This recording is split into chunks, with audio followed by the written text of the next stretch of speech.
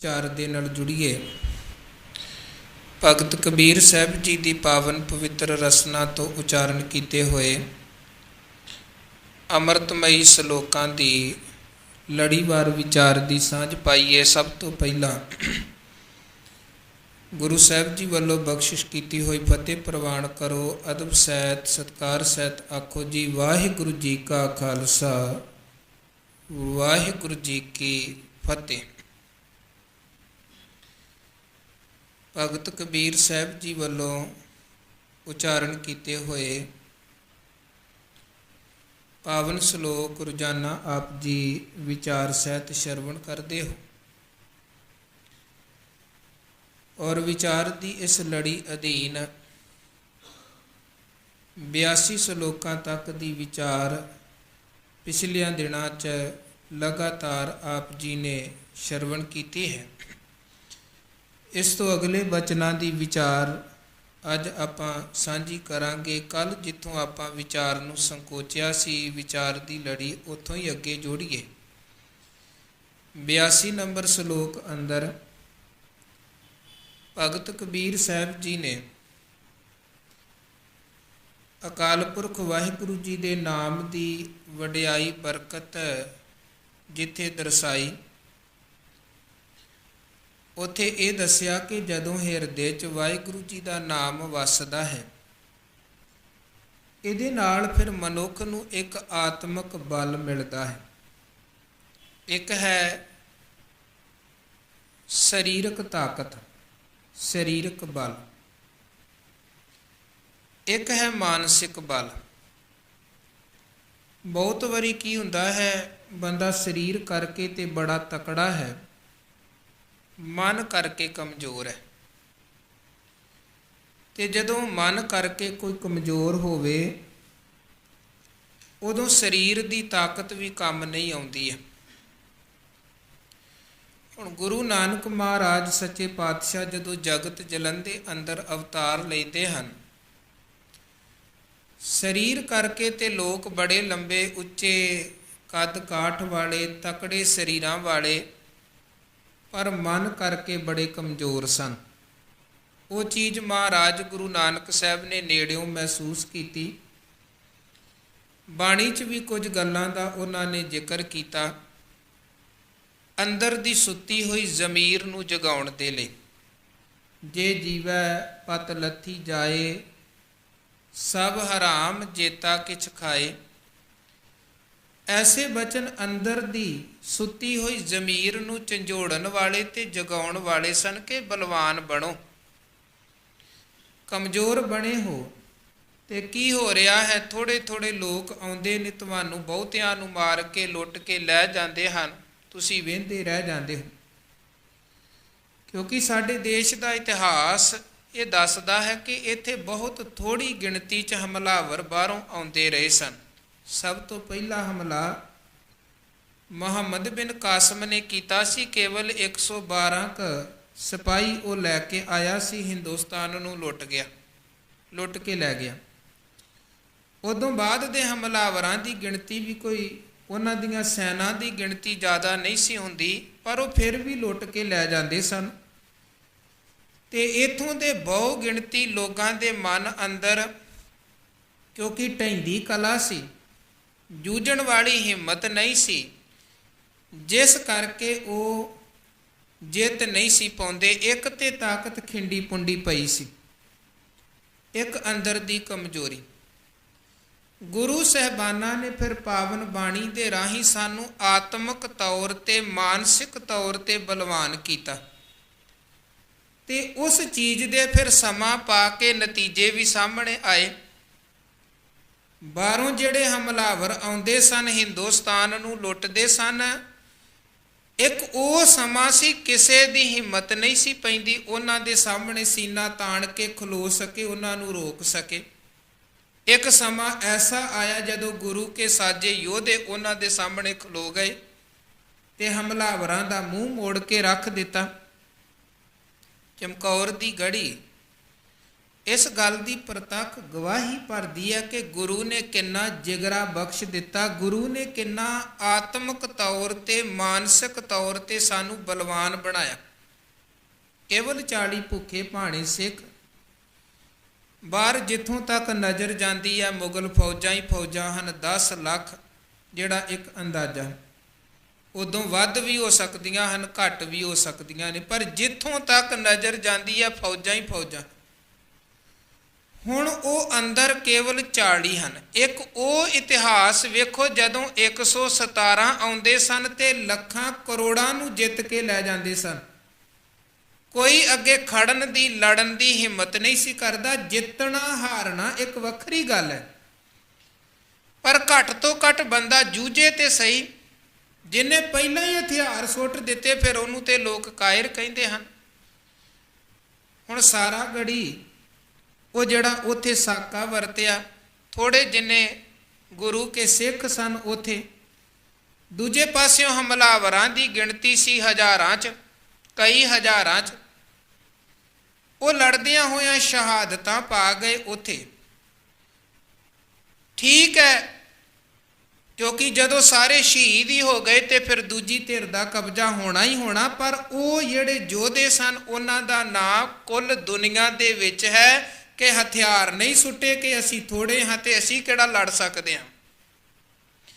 ਇਹ ਇੱਕ ਮਾਨਸਿਕ ਕਮਜ਼ੋਰੀ ਵਾਲੀ ਸੋਚ ਹੁੰਦੀ ਹੈ ਕਿ ਮੈਂ ਕਿਹੜਾ ਲੜ ਸਕਦਾ, ਅਸੀਂ ਕੀ ਕਰ ਕਈ ਵਾਰ ਵੇਖੋ ਆਪਾਂ ਇਹ ਗੱਲ ਕਹਿ ਦਿੰਦੇ ਹਾਂ ਜੀ, ਨਾ ਇਹ ਗੱਲਾਂ ਤੇ ਗੁਰੂ ਸਾਹਿਬ ਨੇ ਕਰ ਦਿੱਤੀਆਂ, ਉਹੀ ਕਰ ਸਕਦੇ ਸਨ, ਅਸੀਂ ਥੋੜਾ ਕਰ ਸਕਦੇ, ਅਸੀਂ ਤੇ ਆਮ ਇਨਸਾਨ ਹਾਂ ਜੀ, ਉਹ ਤੇ ਪਰਮੇਸ਼ਰ ਰੂਪ ਸਨ। ਨਹੀਂ, ਮਹਾਰਾਜ ਨੇ ਸਾਨੂੰ ਆਪਣਾ ਹੀ ਰੂਪ ਬਣਾਇਆ ਹੈ। ਅਸੀਂ ਗੁਰੂ ਤੋਂ ਵੱਖ ਨਹੀਂ ਹਾਂ, ਗੁਰੂ ਸਾਡੇ ਤੋਂ ਵੱਖ ਨਹੀਂ ਹੈ। ਸਾਡੀ ਸੋਚ ਗੁਰੂ ਨੇ ਉਸੇ ਪੱਧਰ ਦੀ ਸੋਚ ਖੜੀ ਹੈ ਜਿਹੜੀ ਪੱਧਰ ਦੀ ਸੋਚ ਗੁਰੂ ਸਾਹਿਬ ਦੀ ਆਪਣੀ ਸੀ। ਇਸੇ ਕਰਕੇ ਮਹਾਰਾਜ ਨੇ ਜਿਹੜੀ ਵਡਿਆਈ ਦਿੱਤੀ ਉਹ ਸਿੱਖਾਂ ਨੂੰ ਵਡਿਆਈ ਦਿੱਤੀ, ਗੁਰਗੱਦੀ ਤੇ ਬਿਠਾਇਆ, ਆਪਣੇ ਸਿੱਖਾਂ ਨੂੰ ਬਿਠਾਇਆ। ਕੱਲ ਨੂੰ ਕਿਸੇ ਦੇ ਮਨ ਅੰਦਰ ਇਹ ਭਾਵਨਾ ਰਵੇ ਜੀ ਇਹ ਤੇ ਬਸ ਉਹੀ ਕਰ ਸਕਦੇ ਬਾਕੀ ਕਰ ਨਹੀਂ ਸਕਦੇ, ਮਹਾਰਾਜ ਕਹਿਣ ਲੱਗੇ ਸਾਰੇ ਕਰ ਸਕਦੇ ਹਨ, ਬਸ ਅੰਦਰ ਨੂੰ ਬਲਵਾਨ ਬਣਾਉਣ ਦੀ ਲੋੜ ਹੈ, ਆਤਮਿਕ ਬਲ। ਹੁਣ 40 ਸਿੱਖ ਸਨ, 10 ਲੱਖ ਦੀਆਂ ਫੌਜਾਂ, ਤੇ ਜੇ ਕੋਈ ਆਮ ਸਧਾਰਨ ਲੋਕ ਹੁੰਦੇ ਤੇ ਉਹਨਾਂ ਨੇ ਤੇ ਹਥਿਆਰ ਸੁੱਟ ਦੇਣੇ ਸਨ ਕਿ ਅਸੀਂ ਕਿਹੜਾ ਜਿੱਤ ਸਕਦੇ ਹਾਂ, ਅਸੀਂ ਇੰਨੀ ਫੌਜ ਦਾ ਮੁਕਾਬਲਾ ਕਿੱਦਾਂ ਕਰਾਂਗੇ। ਪਰ ਗੁਰੂ ਨੇ ਉਹ ਯੋਧੇ ਤਿਆਰ ਕਰ ਦਿੱਤੇ ਸਨ ਜਿਹੜੇ ਹਥਿਆਰ ਸੁੱਟਣ ਵਾਲੇ ਨਹੀਂ ਸਨ, ਜਿਹੜੇ ਜ਼ੁਲਮ ਦੇ ਅੱਗੇ ਝੁਕਣ ਵਾਲੇ ਨਹੀਂ ਸਨ, ਅਖੀਰਲੇ ਦਮ ਤੱਕ ਲੜਨ ਵਾਲੇ ਯੋਧੇ। ਇੱਕ ਬੜਾ ਪਿਆਰਾ ਇਤਿਹਾਸ ਦਾ ਵਾਕਿਆ ਮਿਲਦਾ ਹੈ ਕਿ ਜਿਸ ਵਕਤ ਸਭਰਾਵਾਂ ਦੀ ਜੰਗ ਹੋਈ, ਇੱਕ ਪਾਸੇ ਖਾਲਸਾਈ ਫੌਜਾਂ ਤੇ ਦੂਜੇ ਪਾਸੇ ਅੰਗਰੇਜ਼ ਡੋਗਰਿਆਂ ਨੇ ਅੰਦਰੋਂ ਅੰਦਰੀ ਗਦਾਰੀ ਕੀਤੀ ਤੇ ਸ਼ਾਹ ਮੁਹੰਮਦ ਦਾ ਇੱਕ ਸਰਕਾਰ ਬਾਝੋਂ ਫੌਜਾਂ ਜਿੱਤ ਕੇ ਅੰਤ ਨੂੰ ਹਾਰੀਆਂ ਨੇ। ਖਾਲਸਾਈ ਫੌਜ ਤੇ ਬੜੀ ਬਹਾਦਰੀ ਦੇ ਨਾਲ ਲੜਦੀ ਰਹੀ। ਇਹ ਨਹੀਂ ਵੇਖਿਆ ਕਿ ਅੰਗਰੇਜ਼ ਕਿੰਨੀ ਗਿਣਤੀ 'ਚ ਹਨ, ਕੀ ਉਹਨਾਂ ਦੇ ਕੋਲ ਸਾਧਨ ਹਨ, ਪਰ ਪਿੱਛੇ ਡੋਗਰਿਆਂ ਨੇ ਗਦਾਰੀ ਇਹ ਕੀਤੀ ਕਿ ਜਿਹੜੀਆਂ ਪੇਟੀਆਂ 'ਚ ਗੋਲਾ ਬਰੂਦ ਪਾ ਕੇ ਭੇਜਣਾ ਸੀ ਉਹਦੇ 'ਚ ਕੇਵਲ ਰੇਤ ਹੀ ਭਰ ਕੇ ਭੇਜ ਦਿੱਤੀ। ਤੇ ਖਾਲਸਾਈ ਫੌਜਾਂ ਬੜੀ ਬਹਾਦਰੀ ਦੇ ਨਾਲ ਲੜੀਆਂ। ਉਸ ਗੱਲ ਦੀ ਗਵਾਹੀ ਵੀ ਸ਼ਾਹ ਮੁਹੰਮਦ ਨੇ ਭਰੀ ਹੈ ਕਿ ਸ਼ਾਹ ਮੁਹੰਮਦ ਦਾ ਸਿੰਘਾਂ ਨੇ ਗੋਰਿਆਂ ਦੇ ਵਾਂਗ ਨਿੰਬੂਆਂ ਲਹੂ ਨਿਚੋੜ ਸੁੱਟੇ। ਉਹ ਅਖੀਰਲੇ ਦਮ ਤੱਕ ਲੜਦੇ ਰਹੇ, ਲੜਦਿਆਂ ਲੜਦਿਆਂ ਸ਼ਹਾਦਤਾਂ ਪਾਈਆਂ। ਤੇ ਇੱਕ ਉਹਦੇ 'ਚ ਐਸਾ ਯੋਧਾ ਸੂਰਬੀਰ ਸਿੱਖ ਫੌਜ ਦਾ ਸਿਪਾਹੀ ਜਿਹਦੇ ਦੋਵੇਂ ਪੈਰ ਕੱਟੇ ਗਏ, ਇੱਕ ਬਾਂਹ ਵੀ ਕੱਟੀ ਗਈ ਤੇ ਹੁਣ ਕੇਵਲ ਇੱਕੋ ਹੀ ਹੱਥ ਬਾਂਹ ਬਚੀ, ਜਿਹੜੇ ਹੱਥ 'ਚ ਉਹਨੇ ਘੁੱਟ ਕੇ ਸ਼ਮਸ਼ੀਰ ਪਕੜੀ ਹੈ।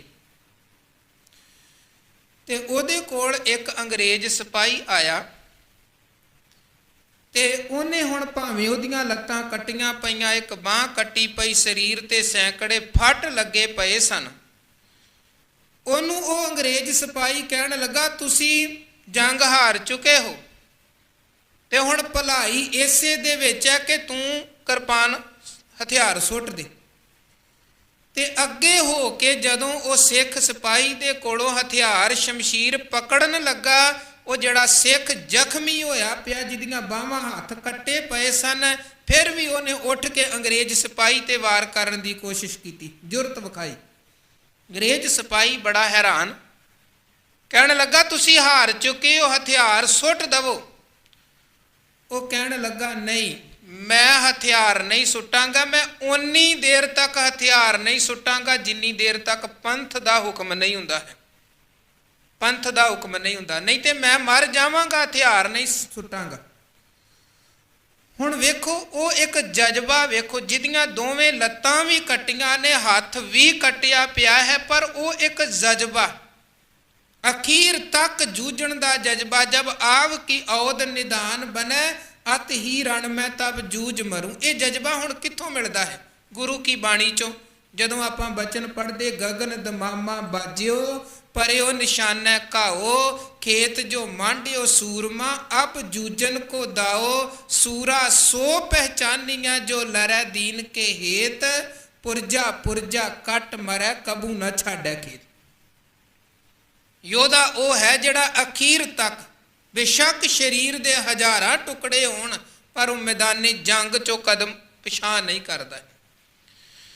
ਹੁਣ ਉਹ ਅੰਗਰੇਜ਼ ਸਿਪਾਹੀ ਨੇ ਜਦੋਂ ਵੇਖਿਆ ਤੇ ਦੰਗ ਰਹਿ ਗਿਆ ਕਿ ਕਮਾਲ ਹੈ, ਇਹ ਗੁਰੂ ਕਾ ਸਿੱਖ ਤੇ ਸਿੱਖ ਫੌਜ ਦਾ ਸਿਪਾਹੀ ਤੇ ਇਹਦੇ ਅੰਦਰ ਦਾ ਜਜ਼ਬਾ।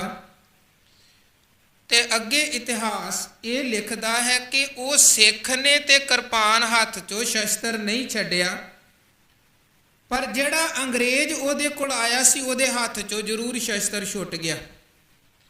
ਉਹਨੇ ਹੱਥ ਚੋਂ ਸ਼ਸਤਰ ਸੁੱਟ ਕੇ ਤੇ ਹੱਥ ਦੇ ਵਿੱਚ ਕਲਮ ਫੜ ਲਈ ਕਿ ਮੈਂ ਇਹਨਾਂ ਦਾ ਇਤਿਹਾਸ ਲਿਖਾਂ, ਜਿਹੜੇ ਇੰਨੇ ਯੋਧੇ ਨੇ, ਅਖੀਰਲੇ ਦਮ ਤੱਕ ਜੂਝਣ ਵਾਲੇ ਹਨ। ਤੇ ਸਭ ਤੋਂ ਵੱਡਾ ਉਹਦੇ ਮਨ 'ਚ ਇਹ ਸਵਾਲ ਪੈਦਾ ਹੋਇਆ ਕਿ ਇਹ ਆਖਰ ਕਿਹੜੇ ਪੰਥ ਦੀ ਗੱਲ ਕਰ ਰਿਹਾ ਹੈ, ਜਿਹੜੇ ਪੰਥ ਦਾ ਇਹ ਗੁਰੂ ਕੇ ਸਿੱਖ ਮਰਦੇ ਦਮ ਤੱਕ ਵੀ ਹੁਕਮ ਉਡੀਕਦੇ ਨੇ ਕਿ ਪੰਥ ਦਾ ਹੁਕਮ ਨਹੀਂ ਹੋਇਆ, ਮੈਂ ਸ਼ਸਤਰ ਨਹੀਂ ਸੁੱਟਾਂਗਾ। ਉਹ ਫਿਰ ਅੰਗਰੇਜ਼ ਸਿਪਾਹੀ ਪੰਥ ਦੀ ਖੋਜ ਵਾਲੇ ਪਾਸੇ ਤੁਰ ਪਿਆ ਕਿ ਮੈਂ ਵੇਖਾਂ ਤਾਂ ਸਹੀ ਪੰਥ ਕੌਣ ਹੈ। ਤੇ ਜਦੋਂ ਚੱਲਿਆ ਤੇ ਇੱਕ ਬਜ਼ੁਰਗ ਨਿਹੰਗ ਸਿੰਘ ਲਾਹੌਰ ਤੋਂ ਅੰਮ੍ਰਿਤਸਰ ਤੱਕ ਸੜਕ ਬਣਾਉਂਦਾ ਪਿਆ ਸੀ, ਕੱਲਾ ਹੀ ਲੱਗ ਗਿਆ, ਉਹ ਵੀ ਗੁਰੂ ਕਾ ਖਾਲਸਾ, ਕਿ ਕਿਸੇ ਦੀ ਲੋੜ ਨਹੀਂ, ਆਪਾਂ ਕੱਲੇ ਹੀ ਸਾਰਾ ਰਸਤਾ ਬਣਾ ਦੇਵਾਂਗੇ, ਕਿਉਂਕਿ ਚੜ੍ਹਦੀ ਕਲਾ ਗੁਰੂ ਨੇ ਕਮਾਲ ਦੀ ਸਾਨੂੰ ਬਖਸ਼ੀ। ਇਤਿਹਾਸ ਚੋਂ ਬੜੀਆਂ ਐਸੀਆਂ ਗਾਥਾਵਾਂ ਮਿਲਦੀਆਂ ਨੇ ਜਿੱਥੋਂ ਗੁਰੂ ਕਿਆਂ ਯੋਧਿਆਂ ਦੀ ਚੜ੍ਹਦੀ ਕਲਾ ਦਾ ਪਤਾ ਲੱਗਦਾ ਹੈ। ਚੜ੍ਹਦੀ ਕਲਾ ਉਹਨੂੰ ਉਹ ਅੰਗਰੇਜ਼ ਸਿਪਾਹੀ ਬਜ਼ੁਰਗ ਨਿਹੰਗ ਸਿੰਘ ਨੂੰ ਮਿਲਿਆ, ਕਹਿਣ ਲੱਗਾ ਜੀ ਇੱਕ ਸਵਾਲ ਹੈ ਤੁਹਾਡੇ ਕੋਲੋਂ, ਪੁੱਛਣਾ ਹੈ, ਮਨ 'ਚ ਸ਼ੰਕਾ ਹੈ। ਉਹ ਕਹਿਣ ਲੱਗਾ ਪੁੱਛੋ, ਕੀ ਪੁੱਛਣਾ ਹੈ? ਇਹ ਕਹਿਣ ਲੱਗਾ ਜੀ ਮੈਂ ਇਹ ਜਾਣਨਾ ਚਾਹੁੰਦਾ ਹਾਂ ਕਿ ਗੁਰੂ ਕਾ ਪੰਥ ਕੌਣ ਹੈ, ਜਿਹੜੇ ਪੰਥ ਦਾ ਹੁਕਮ ਗੁਰੂ ਕੇ ਸਿੱਖ ਅਖੀਰਲੇ ਦਮ ਤੱਕ, ਮਰਦੇ ਦਮ ਤੱਕ ਉਡੀਕਦੇ ਤੇ ਪੰਥ ਦੇ ਹੁਕਮ ਦੇ ਪਾਬੰਦ ਰਹਿੰਦੇ ਹਨ। ਤੇ ਉਹ ਕਹਿੰਦੇ ਹਨ ਕਿ ਜਦੋਂ ਉਹ ਬਜ਼ੁਰਗ ਨੇ, ਨਿਹੰਗ ਸਿੰਘ ਨੇ ਸੁਣਿਆ ਪੰਥ, ਤੇ ਇੱਕਦਮ ਉਹ ਜੋਸ਼ ਦੇ ਵਿੱਚ ਆ ਕੇ ਉਹਨੇ ਗੁਰੂ ਕਲਗੀਧਰ ਮਹਾਰਾਜ ਦਾ ਸ਼ਬਦ ਪੜ੍ਹ ਕੇ ਸੁਣਾਇਆ ਕਿ ਪੰਥ ਕੌਣ ਹੈ? ਜਾਗਤ ਜੋਤ ਜਪੈ ਨਿਸਬਾਸੁਰ, ਏਕ ਬਿਨਾ ਮਨ ਨੈਕ ਨ ਆਨੈ, ਪੂਰਨ ਪ੍ਰੇਮ ਪ੍ਰਤੀਤ ਸਜੇ ਬ੍ਰਤ ਗੌਰ, ਮੜੀ ਮਟ ਭੂਲ ਨ ਮਾਨੈ, ਤੀਰਥ ਦਾਨ ਦਇਆ ਤਪ ਸੰਜਮ, ਏਕ ਬਿਨਾ ਨ ਏਕ ਪਛਾਨੈ, ਪੂਰਨ ਜੋਤ ਜਗੈ ਘਟ ਮੈਂ ਤਬ ਖਾਲਸ ਤਾਹੇ ਨ ਖਾਲਸ ਜਾਣੈ। ਉਹ ਹੈ ਗੁਰੂ ਦਾ ਪੰਥ, ਜਿਹੜੇ ਪੰਥ ਦੇ ਅੰਦਰ, ਇਸ ਸਵਈਏ ਅੰਦਰ ਦਸੀਆਂ ਸਾਰੀਆਂ ਖੂਬੀਆਂ ਮੌਜੂਦ ਹਨ। ਹੁਣ ਇਹ ਜਿਹੜੀ ਪੰਥ ਨੂੰ ਇੱਕ ਤਾਕਤ ਪ੍ਰਾਪਤ ਹੋਈ, 1.25 ਲੱਖ ਦੇ ਨਾਲ ਕੱਲੇ ਕੱਲੇ ਸਿੱਖ ਦੇ ਜੂਝਣ ਦੀ ਹਿੰਮਤ ਜਿਹੜੀ ਮਿਲੀ, ਉਹ ਹਿੰਮਤ ਕਿੱਥੋਂ ਮਿਲੀ? ਗੁਰੂ ਕੀ ਬਾਣੀ ਚੋਂ, ਗੁਰੂ ਕੇ ਸ਼ਬਦ ਚੋਂ, ਪਰਮਾਤਮਾ ਦੇ ਨਾਮ ਚੋਂ। ਗੱਲ ਇਹ ਨਹੀਂ ਹੈ ਕਿ ਬੰਦਾ ਸਰੀਰ ਕਰਕੇ ਕਿੰਨਾ ਤਾਕਤ ਵਾਲਾ ਹੈ, ਗੱਲ ਇਹ ਹੈ ਕਿ ਬੰਦਾ ਮਾਨਸਿਕ ਤੌਰ ਤੇ ਕਿੰਨਾ ਤਾਕਤ ਵਾਲਾ। ਬੜੇ ਲੋਕ ਐਸੇ ਹਨ ਸਰੀਰ ਕਰਕੇ ਬੜੇ ਤਕੜੇ ਹੁੰਦੇ ਹਨ, ਲੰਬੇ ਉੱਚੇ ਕੱਦ ਕਾਠ ਵਾਲੇ ਹੁੰਦੇ ਹਨ, ਕੁਝ ਸਮੇਂ ਬਾਅਦ ਪਤਾ ਲੱਗਦਾ ਜੀ ਉਹਨੇ ਤੇ ਆਤਮ ਹੱਤਿਆ ਕਰ ਲਈ ਹੈ। ਸੁਸਾਈਡ ਕਰ ਲਿਆ। ਕਾਰਨ ਕੀ ਹੈ? ਹੁਣ ਸਰੀਰ ਤੇ ਬੜਾ ਤਕੜਾ ਪਰ ਅੰਦਰ ਮਨ ਬੜਾ ਕਮਜ਼ੋਰ ਸੀ। ਦੁੱਖ ਸੁੱਖ ਕਿਤੇ ਜੀਵਨ ਦੇ ਵਿੱਚ ਨਹੀਂ ਆਉਂਦੇ ਹਨ। ਗੁਰੂ ਮਹਾਰਾਜ ਧੰਨ ਗੁਰੂ ਗੋਬਿੰਦ ਸਿੰਘ ਸਾਹਿਬ ਦਾ ਜੀਵਨ ਵੇਖੋ। ਆਨੰਦਪੁਰ ਉਹਨਾਂ ਦਾ ਤਬਾਹ ਹੋ ਗਿਆ। ਪਿਤਾ ਤੇ 9 ਸਾਲ ਦੀ ਉਮਰ 'ਚ ਹੀ ਕੁਰਬਾਨ ਹੋ ਗਿਆ ਸੀ। ਅੱਖਾਂ ਦੇ ਸਾਹਮਣੇ 2 ਵੱਡੇ ਪੁੱਤ ਸ਼ਹੀਦ ਹੋ ਗਏ। ਨੂਰੇ ਮਾਹੀ ਨੇ ਇਹ ਖਬਰ ਵੀ ਦੇ ਦਿੱਤੀ ਜੀ, ਜਿਹੜੇ 2 ਛੋਟੇ ਸਨ ਉਹ ਵੀ ਖਤਮ ਕਰ ਦਿੱਤੇ ਜੇ ਪਾਪੀਆਂ ਨੇ। ਮਾਂ ਗੁਜਰੀ ਨੂੰ ਵੀ ਸ਼ਹੀਦ ਕਰ ਦਿੱਤਾ ਜੀ। ਹੁਣ ਕੀ ਉਸ ਵਕਤ ਜੇ ਆਪਾਂ ਇੱਕ ਸਧਾਰਨ ਇਨਸਾਨ ਦੇ ਪੱਧਰ ਤੇ ਵੇਖੀਏ, ਸਾਡਾ ਘਰ ਕੋਈ ਤਹਿਸ ਨਹਿਸ ਕਰ ਦਵੇ, ਬੱਚੇ ਸਾਡੇ ਖਤਮ ਕਰ ਦਵੇ, ਮਾਂ ਬਾਪ ਸਾਡਾ ਖਤਮ ਕਰ ਦਵੇ, ਕਮਜ਼ੋਰ ਬੰਦਾ ਕਹੇਗਾ ਹੁਣ ਮੇਰੇ ਪਿੱਛੇ ਬਚਿਆ ਕੀ ਹੈ, ਮੈਂ ਕਿਹਦੇ ਲਈ ਜਿਉਂਦਾ ਰਵਾਂ? ਉਹ ਵੀ ਨਹੀਂ ਰਹੇਗਾ। ਪਰ ਗੁਰੂ ਮਹਾਰਾਜ ਨੇ ਸਾਨੂੰ ਇੱਦਾਂ ਦੇ ਹਾਲਾਤਾਂ ਦੇ ਵਿੱਚ ਵੀ ਜਿਉਣਾ ਸਿਖਾਇਆ ਕਿ ਜੇ ਤੁਹਾਡੇ ਆਦਰਸ਼ ਉੱਚੇ ਹੋਣ ਤੇ ਫਿਰ ਬੰਦਾ ਇਹਨਾਂ ਚੀਜ਼ਾਂ ਕਰਕੇ ਘਬਰਾਉਂਦਾ ਨਹੀਂ ਹੈ। ਦ੍ਰਿੜ ਨਿਸ਼ਚਾ ਹੋਵੇ, ਮਨ ਬਲਵਾਨ ਹੋਵੇ ਤੇ ਫਿਰ ਜੋ ਮਰਜ਼ੀ ਦੁੱਖ ਜੀਵਨ 'ਚ ਆਵੇ ਉਹਨੂੰ ਵੀ ਬੰਦਾ ਹੱਸ ਕੇ ਬਰਦਾਸ਼ਤ ਕਰਦਾ, ਸੁੱਖ ਆਵੇ ਉਹਨੂੰ ਵੀ ਹੱਸ ਕੇ ਬਰਦਾਸ਼ਤ ਕਰਦਾ।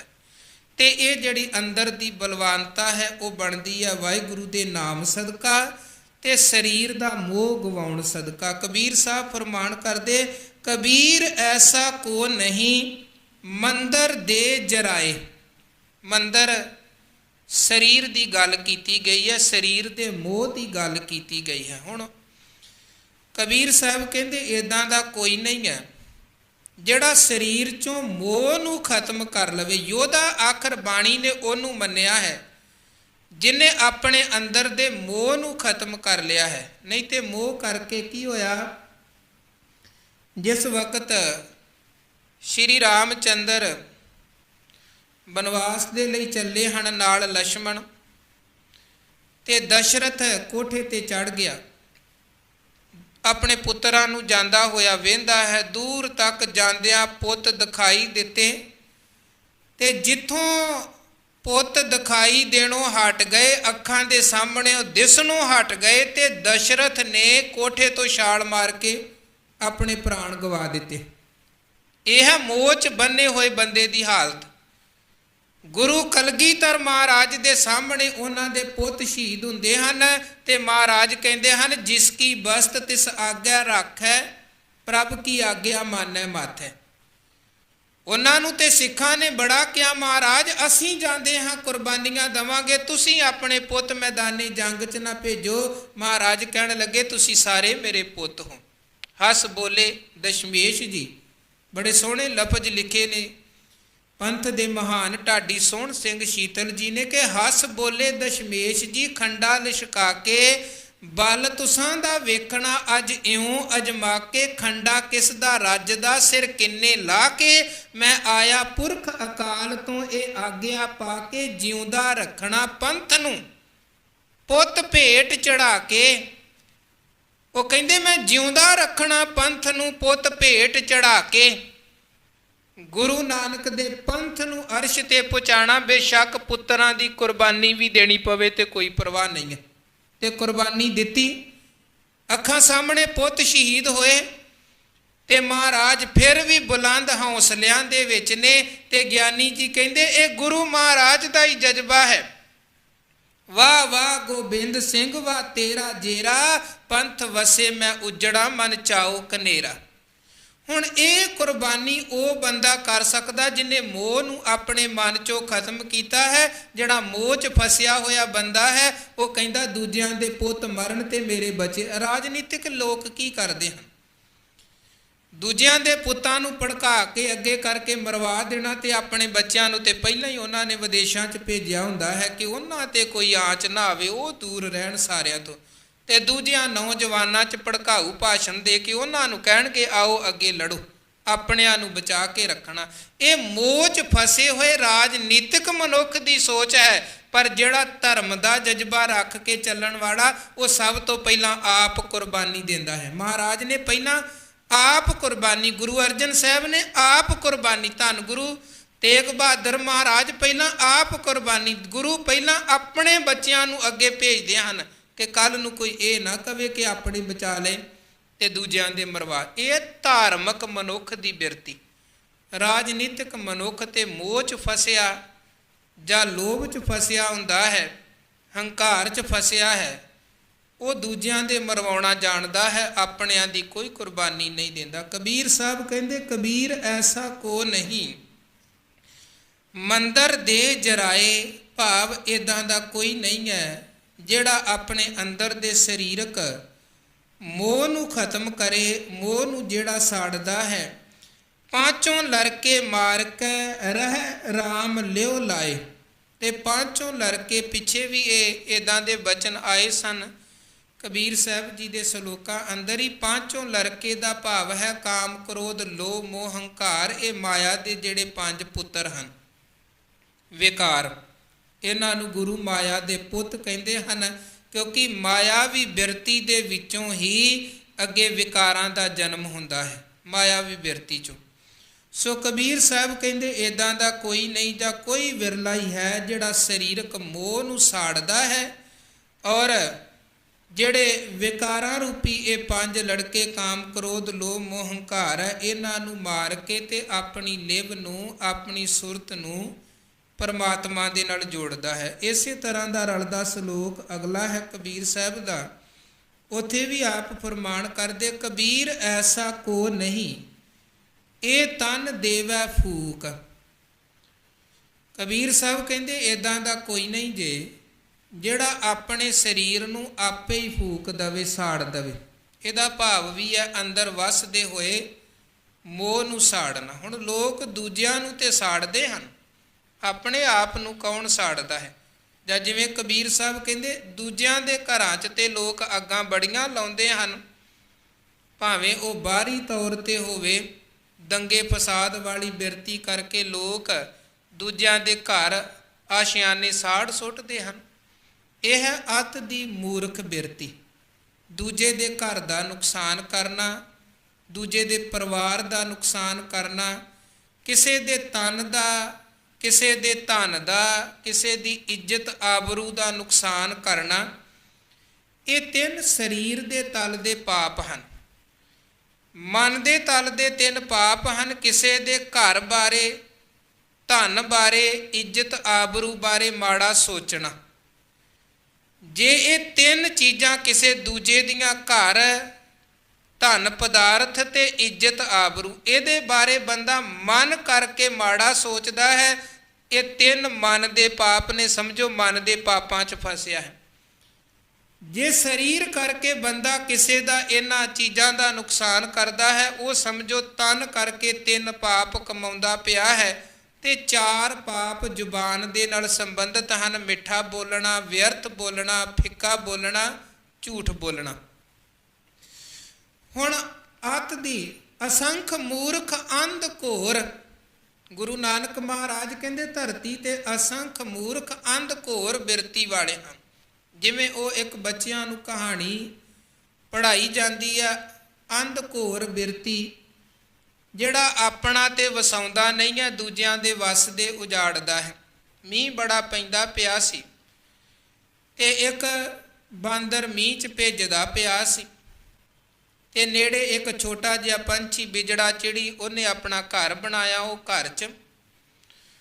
ਹੁਣ ਬਿਜੜਾ ਘਰ 'ਚ ਹੈ, ਬਾਂਦਰ ਬਾਹਰ ਭਿੱਜ ਰਿਹਾ ਹੈ, ਤੇ ਉਹਨੇ ਸਧਾਰਨ ਕਹਿ ਦਿੱਤਾ ਕਿ ਕਿੰਨਾ ਚੰਗਾ ਹੁੰਦਾ ਤੂੰ ਵੀ ਆਪਣੇ ਲਈ ਘਰ ਬਣਾਇਆ ਹੁੰਦਾ, ਤੇ ਇੱਦਾਂ ਦੇ ਦੁੱਖ ਸੁੱਖ ਸਮੇਂ, ਕੋਈ ਮੁਸੀਬਤ ਔਖੇ ਸਮੇਂ ਆਪਣੇ ਘਰ 'ਚ ਤੂੰ ਬਹਿੰਦਾ, ਨਾ ਠਰਨਾ ਪੈਂਦਾ, ਨਾ ਭਿੱਜਣਾ ਪੈਂਦਾ।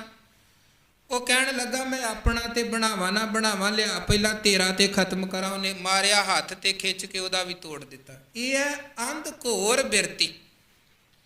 ਅਸੰਖ ਮੂਰਖ ਅੰਧ ਘੋਰ, ਦੂਜੇ ਦੇ ਘਰ ਨੂੰ ਸਾੜਨ ਵਾਲੀ ਬਿਰਤੀ। ਮਹਾਰਾਜ ਕਹਿੰਦੇ ਹੁਣ ਲੋਕ ਦੂਜੇ ਦੇ ਘਰ ਨੂੰ ਵੀ ਅੱਗ ਲਾਉਂਦੇ ਨੇ, ਤੇ ਘਰਾਂ ਦੇ ਅੰਦਰ ਉਹ ਦੂਜੇ ਤਰੀਕੇ ਦੇ ਨਾਲ ਵੀ ਅੱਗ ਲਾਉਂਦੇ ਹਨ ਕਿ ਇੱਧਰ ਉੱਧਰ ਚੁਗਲੀ ਕਰਕੇ ਤੇ ਦੂਜੇ ਦੇ ਵਸ ਤੇ ਰਸ ਦੇ ਘਰ ਦੇ ਅੰਦਰ ਇੱਦਾਂ ਦਾ ਪਵਾੜਾ ਖੜਾ ਕਰੋ ਕਿ ਬਸ ਉੱਥੇ ਝਗੜਾ ਹੀ ਚੱਲਦਾ ਰਹੇ। ਆਪਣੇ ਅੰਦਰ ਨੂੰ, ਆਪਣੇ ਘਰ ਨੂੰ ਕੋਈ ਨਹੀਂ ਅੱਗ ਲਾਉਂਦਾ ਹੈ। ਆਪਣੇ ਆਪ ਨੂੰ ਤੇ ਹਰ ਕੋਈ ਬਚਾ ਕੇ ਰੱਖਣਾ ਚਾਹੁੰਦਾ ਹੈ, ਪਰ ਕਬੀਰ ਸਾਹਿਬ ਕਹਿੰਦੇ ਇੱਕ ਉਹ ਅੱਗ ਹੈ ਜਿਹੜੀ ਆਪਣੇ ਆਪ ਨੂੰ ਲਾਉਣੀ ਚਾਹੀਦੀ ਹੈ।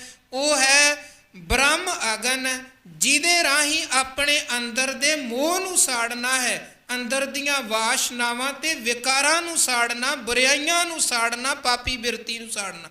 ਉਸ ਬਿਰਤੀ ਨੂੰ ਸਾੜਨਾ ਹੈ ਜਿਹੜੀ ਬਿਰਤੀ ਦੂਜਿਆਂ ਦੇ ਘਰਾਂ ਨੂੰ ਸਾੜਨ ਵਾਲੀ ਬਿਰਤੀ ਹੈ। ਕਬੀਰ ਐਸਾ ਕੋ ਨਹੀਂ, ਇਹ ਤਨ ਦੇਵੈ ਫੂਕ, ਅੰਧਾ ਲੋਕ ਨਾ ਜਾਣਈ ਰਹਿਓ ਕਬੀਰਾ ਕੂਕ। ਕਬੀਰ ਸਾਹਿਬ ਕਹਿੰਦੇ ਅਗਿਆਨੀ ਲੋਕ ਇਸ ਚੀਜ਼ ਨੂੰ ਨਹੀਂ ਸਮਝਦੇ ਕਿ ਸਾੜਨਾ ਕੀ ਹੈ, ਕੀ ਮਕਾਉਣਾ ਹੈ। ਜੋ ਬਚਾ ਕੇ ਰੱਖਣਾ ਚਾਹੀਦਾ ਲੋਕ ਉਹਨੂੰ ਤਬਾਹ ਕਰਨ ਤੇ ਲੱਗੇ ਹਨ, ਤੇ ਜਿਹਨੂੰ ਤਬਾਹ ਕਰਨਾ ਹੈ ਉਹਨੂੰ ਲੋਕ ਬੁਰਾਈਆਂ ਨੂੰ ਬਚਾ ਕੇ ਰੱਖ ਰਹੇ ਹਨ।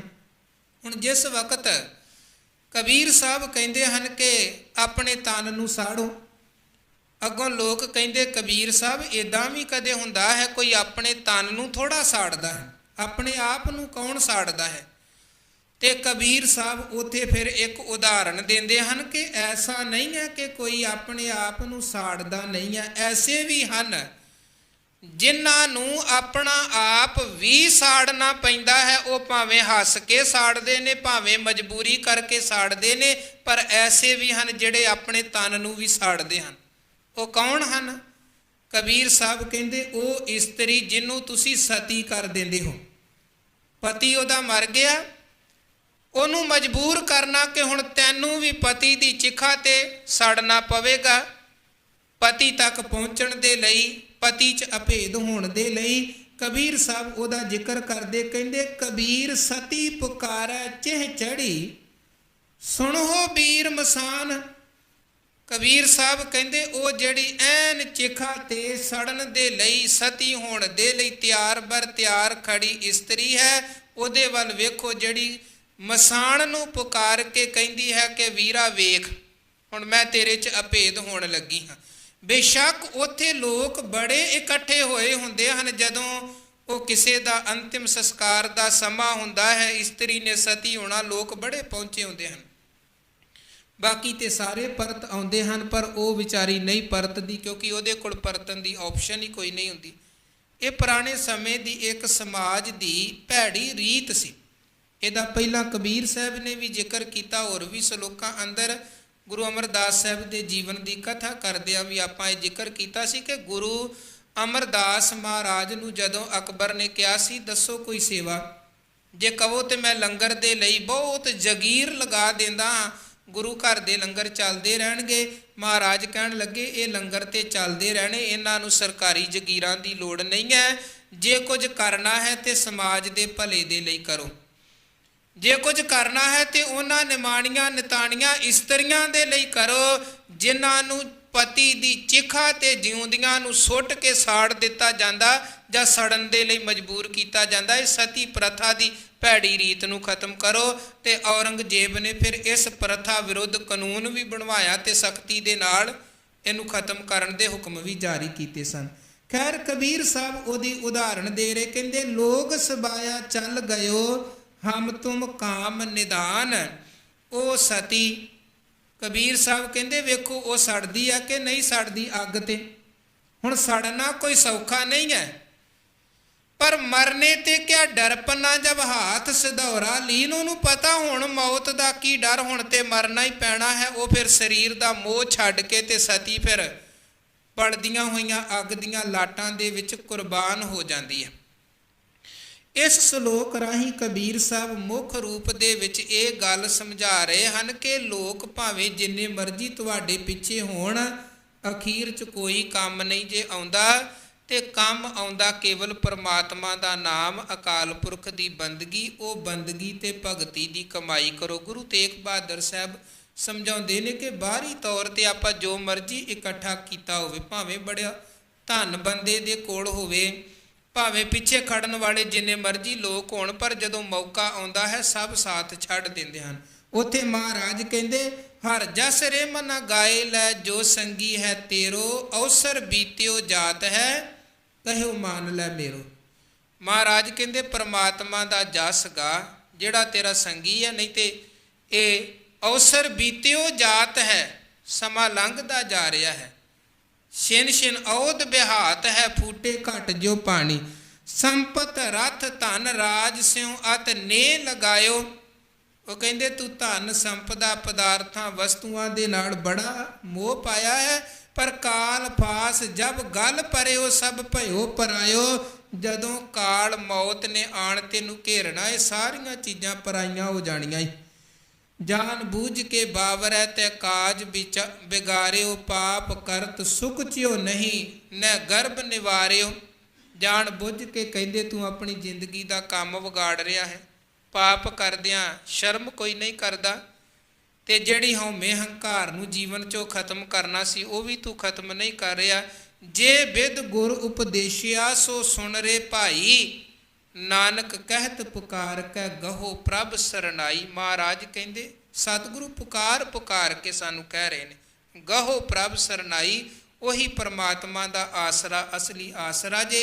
ਬਾਕੀ ਭਾਵੇਂ ਤਨ ਦੇ ਮੋਹ 'ਚ ਫਸੇ ਰਹੋ, ਭਾਵੇਂ ਧਨ ਦੇ ਲੋਭ 'ਚ ਫਸੇ ਰਹੋ, ਭਾਵੇਂ ਸੰਪਦਾ ਦੇ ਹੰਕਾਰ 'ਚ ਫਸੇ ਰਹੋ, ਅਖੀਰ ਇਹਨਾਂ 'ਚੋਂ ਕੋਈ ਚੀਜ਼ ਕੰਮ ਆਉਣ ਵਾਲੀ ਨਹੀਂ ਹੈ। ਅਗਲੇ ਸ਼ਲੋਕ 'ਚ ਕਬੀਰ ਸਾਹਿਬ ਮਨ ਦੀ ਦਸ਼ਾ ਤੇ ਦਿਸ਼ਾ ਬਾਰੇ ਦੱਸ ਰਹੇ ਨੇ ਕਿ ਸਾਡੇ ਇਸ ਮਨੁੱਖੀ ਮਨ ਦਾ ਹਾਲ ਕੀ ਹੈ। ਕਬੀਰ ਮਨ ਪੰਖੀ ਭਇਓ ਉੱਡ ਉੱਡ ਦੈਂ ਦਿਸ਼ ਜਾਏ।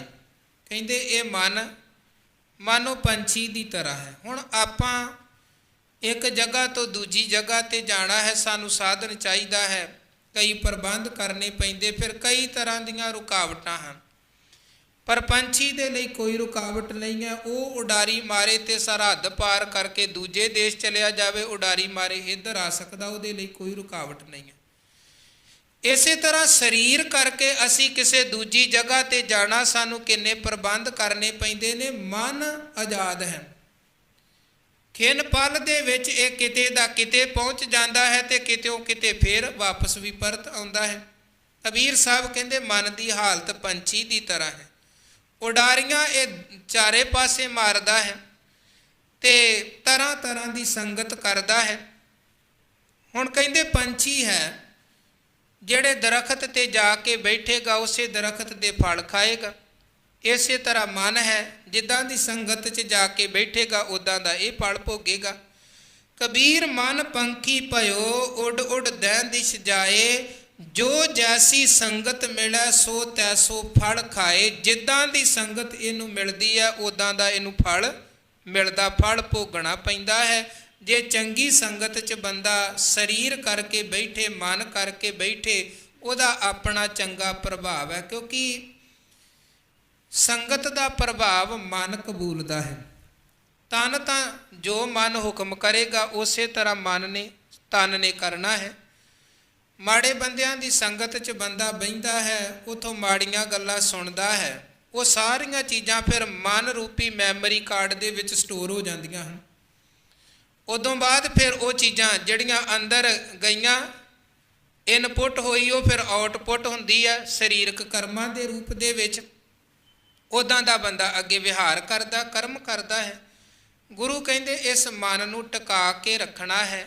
ਮਨ ਦੇ ਭਟਕਣ ਦਾ ਕਾਰਨ ਵੀ ਗੁਰੂ ਅਰਜਨ ਸਾਹਿਬ ਨੇ ਦੱਸਿਆ, ਤੇ ਮਨ ਨੂੰ ਸਾਧ ਕਿੱਦਾਂ ਸਕਦੇ ਹਾਂ ਉਹ ਵੀ ਉਹਨਾਂ ਨੇ ਦੱਸਿਆ ਹੈ।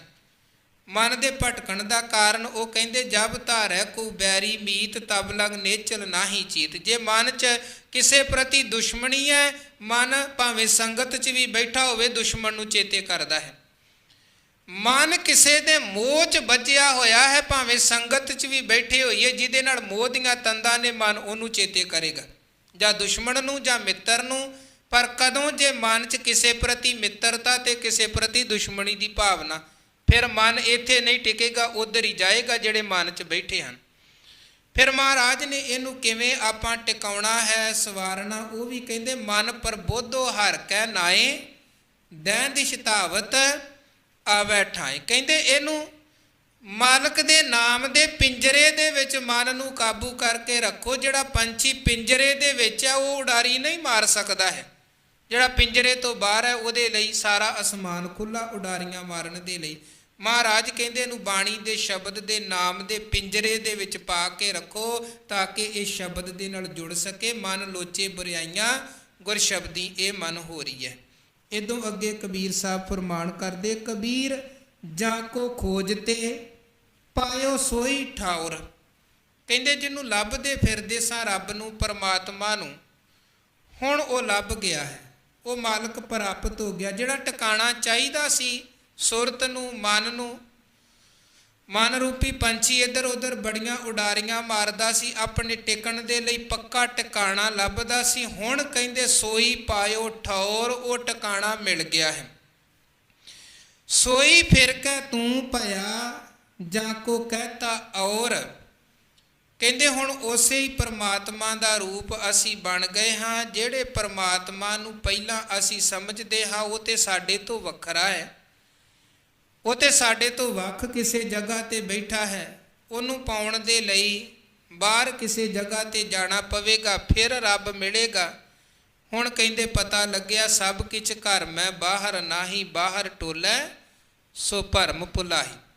ਧੰਨ ਬਾਬਾ ਫਰੀਦ ਸਾਹਿਬ ਦੇ ਬੜੇ ਪਿਆਰੇ ਬਚਨ, ਫਰੀਦਾ ਜੰਗਲ ਜੰਗਲ ਕਿਆ ਭਵੈ। ਕਿਉਂਕਿ ਇਹ ਵੀ ਇੱਕ ਭਰਮ ਸੀ ਕਿ ਸ਼ਾਇਦ ਰੱਬ ਨੂੰ ਪਾਉਣ ਦੇ ਲਈ ਜੰਗਲਾਂ 'ਚ ਜਾਣਾ ਪੈਂਦਾ ਤੇ ਲੋਕ ਘਰ ਪਰਿਵਾਰ ਤੇ ਪਰਿਵਾਰ ਦੀਆਂ ਜ਼ਿੰਮੇਵਾਰੀਆਂ ਛੱਡ ਕੇ ਜੰਗਲਾਂ ਵੱਲ ਭਟਕਦੇ ਸਨ। ਤੇ ਫਰੀਦ ਸਾਹਿਬ ਕਹਿੰਦੇ ਜੰਗਲ ਜੰਗਲ ਕਿਆ ਭਵੈ, ਵਣ ਕੰਡਾ ਮੋੜੈ। ਜੰਗਲ ਦੇ ਕੰਡੇ ਲੜਤਾੜਦਾ ਫਿਰਦਾ ਹੈ। ਵਸੀ ਰੱਬ ਹਿਆਲਿਆ, ਜੰਗਲ ਕਿਆ ਢੂੰਡੈ। ਹਿਆਲਿਆ ਭਾਵ ਤੇਰੇ ਹਿਰਦੇ ਘਰ 'ਚ ਰੱਬ ਵਸ ਰਿਹਾ, ਤੂੰ ਜੰਗਲਾਂ 'ਚ ਕੀ ਲੱਭ ਰਿਹਾ। ਇਹੀ ਸੱਚਾਈ ਗੁਰੂ ਤੇਗ ਬਹਾਦਰ ਸਾਹਿਬ ਕਹਿੰਦੇ ਕਾਹੇ ਰੇ ਬਨ ਖੋਜਨ ਜਾਈ, ਸਰਬ ਨਿਵਾਸੀ ਸਦਾ ਅਲੇਪਾ, ਤੋਹੀ ਸੰਗ ਸਮਾਈ। ਉਹ ਤੇ ਤੇਰੇ ਨਾਲ ਹੈ। ਅਸੀਂ ਕਵਾਂਗੇ ਜੀ ਜੇ ਨਾਲ ਹੈ ਕਿੱਥੇ ਆ, ਸਾਨੂੰ ਤੇ ਦਿਸ ਨਹੀਂ ਰਿਹਾ ਹੈ। ਤੇ ਗੁਰੂ ਕਹਿੰਦੇ ਪੋਹਪ ਮਤ ਜਿਉ ਬਾਸ ਬਸਤ ਹੈ, ਮੁਕਰ ਮਾਹੇ ਜੈਸੇ ਛਾਈ।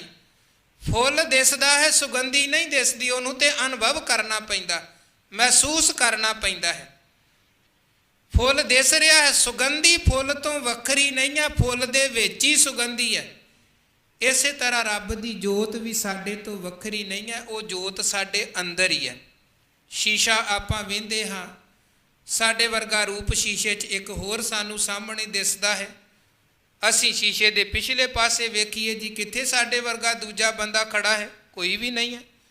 ਉਹ ਪ੍ਰਤੀਬਿੰਬ ਹੈ, ਸ਼ੀਸ਼ੇ ਦੇ ਵਿੱਚ ਹੀ ਹੈ।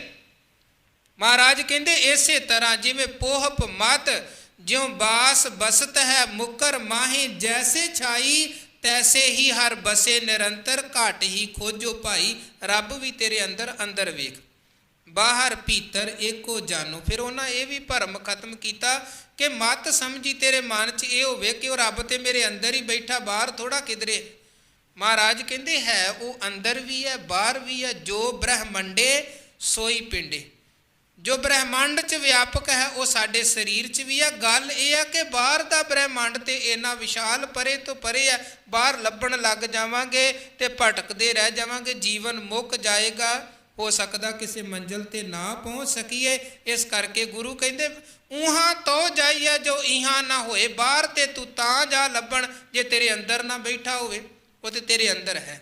ਬਾਹਰ ਭੀਤਰ ਏਕੋ ਜਾਨੋ, ਇਹ ਗੁਰ ਗਿਆਨ ਬਤਾਈ, ਕਹੋ ਨਾਨਕ ਬਿਨ ਆਪਾ ਚੀਨੈ, ਮਿਟੇ ਨਾ ਭਰਮ ਕੀ ਕਾਈ।